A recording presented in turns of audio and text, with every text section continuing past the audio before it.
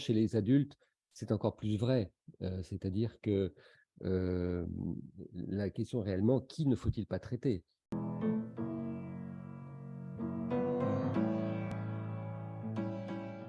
Merci. Alors là, c'est plutôt une expérience chez les patients adultes.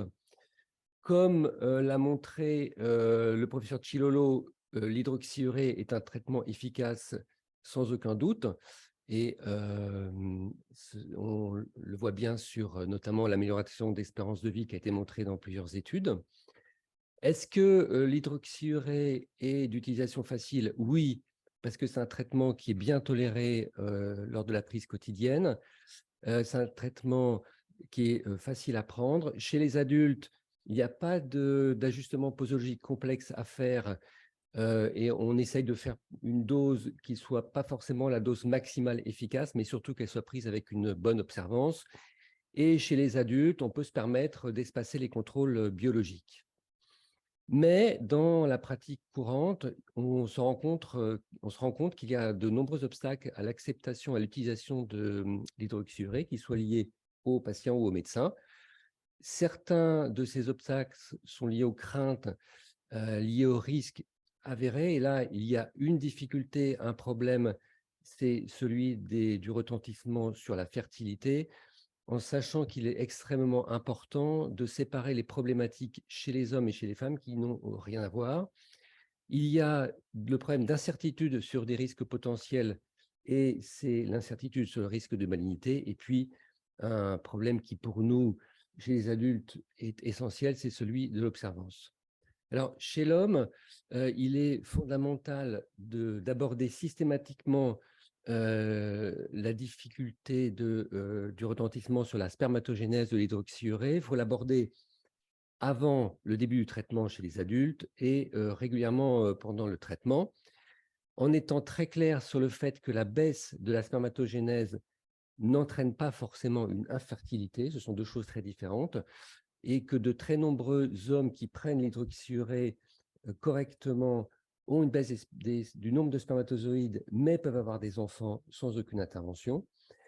Sinon, le message très important, c'est que chez ceux qui n'arrivent pas à avoir des enfants malgré, sous traitement par hydroxyurée, on observe dans la grande majorité des cas une réversibilité de la diminution des spermatozoïdes après un arrêt transitoire de l'hydroxyurée qu'il faut donc organiser en coopération avec le patient, en sachant que généralement, en 2 à 4 mois, la spermatogénèse reprend. Et puis, bien sûr, bien désamorcer des confusions qui parfois sont faites entre fertilité et impuissance. Bien sûr, ça n'a aucun lien. Le message essentiel, c'est que la grande majorité des hommes drépanocytaires qui prennent de l'hydroxyurée, qui souhaitent un enfant, auront un enfant.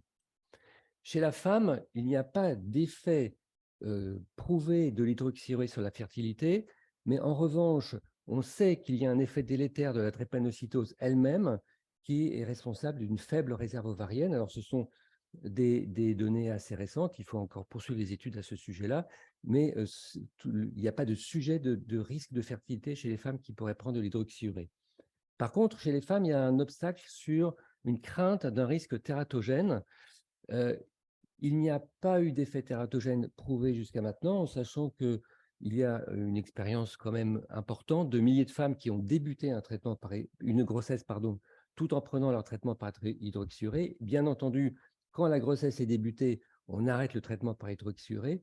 Mais l'idée de dire qu'il ne faut pas prendre pour une femme drépanocytaire de l'hydroxyurée s'il y a un souhait de grossesse, c'est une idée qui est contre-productive car toutes les grossesses ne sont pas forcément programmées. Le désir de grossesse n'est pas forcément fixé dans le temps et on se rend compte que certaines femmes peuvent attendre des mois puis des années un traitement par hydroxyurée et pendant ce temps-là faire des complications dont certaines peuvent être graves. Un effet qui est pas très fréquent, mais qui peut être gênant, c'est celui des taches noires cutanées entraînées par le traitement. Là, c'est l'exemple d'une patiente extrêmement symptomatique qui, grâce au traitement par hydroxyurée, n'a plus aucune complication et puis qui, quelques années après, s'est mise à refaire des crises, à avoir à nouveau des complications graves et en fait, elle avait des taches sur la main qui n'ont pas de caractère de gravité, mais qui sont extrêmement gênantes et comme son entourage lui disait: «Bah, écoute, lave-toi les mains, c'est pas possible». On est arrivé à arrêter le traitement. Heu, il a fallu l'accompagner pour, lui expliquer que, c'était vraiment, important pour elle ce traitement parce qu'elle a fait des complications qui entraînaient un risque vital. Alors à côté de ces problèmes, bien clairs, il y a des incertitudes. Il continue à y avoir des craintes diffuses concernant le risque de malignité pour les patients qui, sont, traités par l'hydroxyurée. Heu, on sait que, le risque de malignité est précédé par, l'apparition de ce qu'on appelle des clones, c'est-à-dire, des cellules anormales dans le sang, et donc il y a des études qui ont été faites, pour rechercher si les patients drépanocytaires qui prenaient le traitement avaient plus de risques d'avoir une clonalité. Là, je vous montre un schéma fait, sur une étude concernant beaucoup de patients, puisque c'était, 3 000 patients, qui montre que le nombre de cellules anormales dans le sang n'était pas différent, y compris chez des patients arrivant à un âge avancé, n'était pas différent chez ceux qui étaient traités et chez ceux qui ne l'étaient pas. On sait d'autre part que, la réponse à cette question est plus facile maintenant qu'il y a un recul de plus de 30 ans avec de larges cohortes qui prennent le traitement, et on n'a pas observé de façon clinique, de survenue très fréquente de cas d'hémopathie. Donc sur cette incertitude, on peut être raisonnablement rassurant. En fin de compte, il faut vraiment aborder la question de la balance bénéfice-risque. Heu, je répète, par rapport au risque de fertilité, il est clair qu'il faut être en bonne santé pour avoir des enfants, et que, la drépanocytose est toxique en elle-même et néfaste en elle-même pour la fertilité, et donc il doit y avoir un accompagnement, des discussions à ce sujet, mais ça ne doit pas bloquer le traitement de patients. Et on se rend compte que le blocage peut venir parfois de certains, médecins. Par exemple, des discussions de blog le montrent, où des patients échangent entre eux et disent: «Ben, certains médecins pensent que ça peut rendre stérile, alors par mesure de précaution, ils refusent d'utiliser ce médicament». Je crois que c'est de la responsabilité du médecin d'assumer une discordance qui est pas toujours, facile entre le discours objectivement rassurant qu'on essaye d'avoir et puis la fiche médicament qui est inquiétante. Mais on sait que dans la vie réelle, c'est, le discours rassurant qui est, justifié, et donc bien vraiment insister sur cette balance bénéfice-risque. Une fois, ces craintes levées, chez les adultes, le problème essentiel, c'est vraiment l'observance, avec, des difficultés qui sont liées aux représentations de la maladie, du traitement, et chaque patient est différent, et il faut bien essayer de désamorcer les difficultés avant de commencer le traitement, parce qu'après c'est beaucoup plus compliqué, et pour désamorcer ces difficultés, c'est extrêmement variable. Pour certains patients, alors j'exagère un petit peu, mais la décision de prendre le traitement peut être faite très vite, et puis certains patients ont besoin de plusieurs années de réflexion avant de pouvoir commencer un traitement, en sachant que de toute façon, il n'y a pas, un moment où on dit: «C'est compliqué» et puis après, c'est fini. Il n'y a jamais rien d'acquis, que ce soit une bonne observance ou une difficulté à commencer ou à prendre un traitement, il n'y a jamais rien d'acquis, ce n'est jamais une routine. Il faut, que dans le suivi de la maladie, ce soit une problématique qui soit constamment, discutée. Alors, il y a une intrication entre les représentations, de la maladie, entre le refus de la maladie et le refus du traitement, et on se rend compte aussi au moment de commencer un traitement que, le début de la mise en place du traitement sera compliqué si on n'a pas auparavant été, le patient n'a pas été au clair totalement sur sa maladie. Un exemple, précis, c'est, d'expliquer à un patient, ce traitement va vous améliorer votre espérance de vie, et que le patient dit: «Mais c'est quoi mon espérance de vie?» Et en fait, on voit qu'effectivement, il y a eu un défaut de dialogue quand on en vient à des questions comme ça. Il faut Le traitement ne sera pas accepté si la maladie n'est pas acceptée elle-même, et donc il peut être nécessaire, avant de débuter le traitement, qu'il y ait intervention d'un psychologue pour que le refus de la maladie n'entraîne pas un refus du traitement.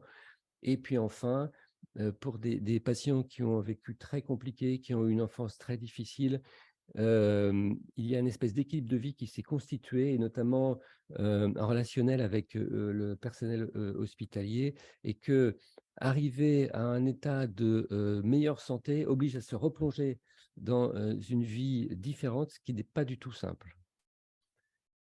Alors après, la difficulté, et ça c'est aussi spécifique aux adultes, puisque la difficulté c'est la durée, puisqu'on commence un traitement pour plusieurs dizaines d'années.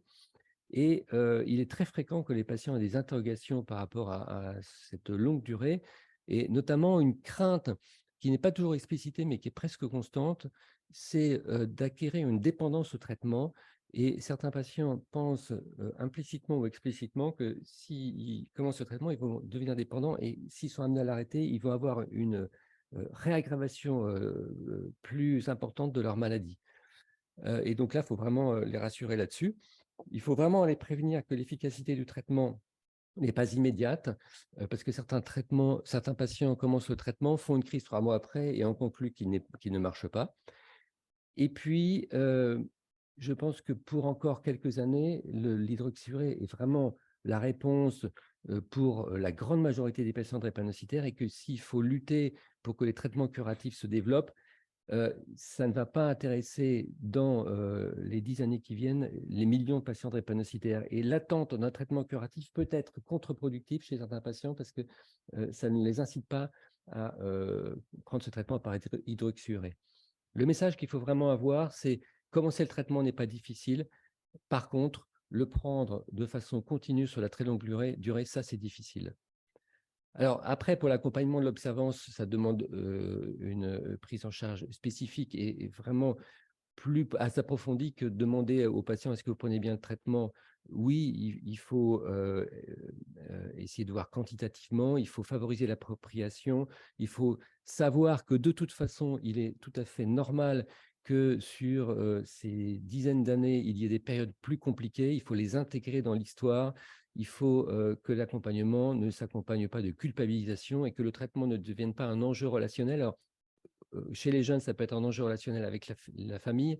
Chez les plus âgés, avec les soignants, il faut vraiment désamorcer, que ça ne reste quelque chose que de très factuel. Ce traitement est très important pour vous, mais il n'y a aucun enjeu relationnel dans la prise entre vous et nous. On se rend compte de la complexité des représentations de la maladie, du traitement, quand on entend certains discours de patients qui sont parfaitement logiques par ailleurs, mais qui en viennent à dire des phrases qui sont surprenantes. Par exemple: «Je prendrai le traitement quand j'irai mieux», ou «Je le prends que les jours où j'ai des douleurs». On voit qu'il y a vraiment une nécessité d'avoir des discussions répétées à ce sujet.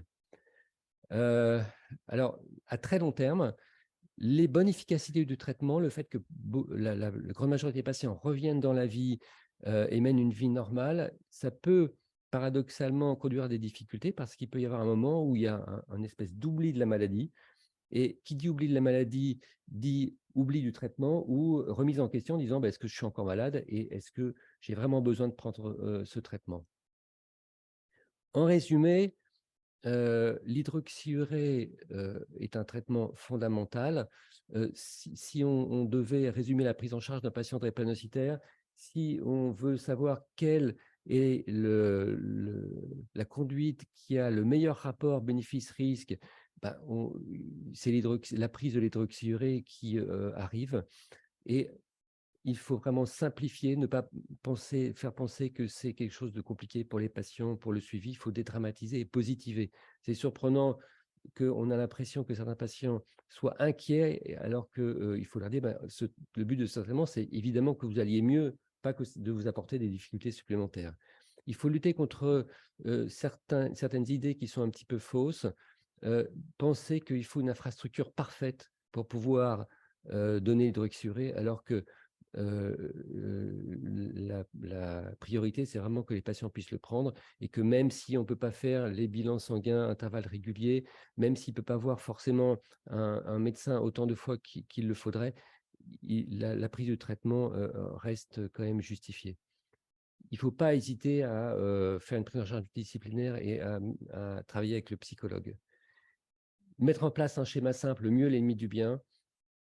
Et on se rend compte que chez l'adulte, en fait, le suivi d'observance de l'hydroxyurée devient l'enjeu essentiel de la consultation. et que finalement la question qu'on arrive à se poser, c'est à qui ne faut-il pas proposer ce traitement étant donné les bénéfices essentiels qu'il a? Je vous remercie.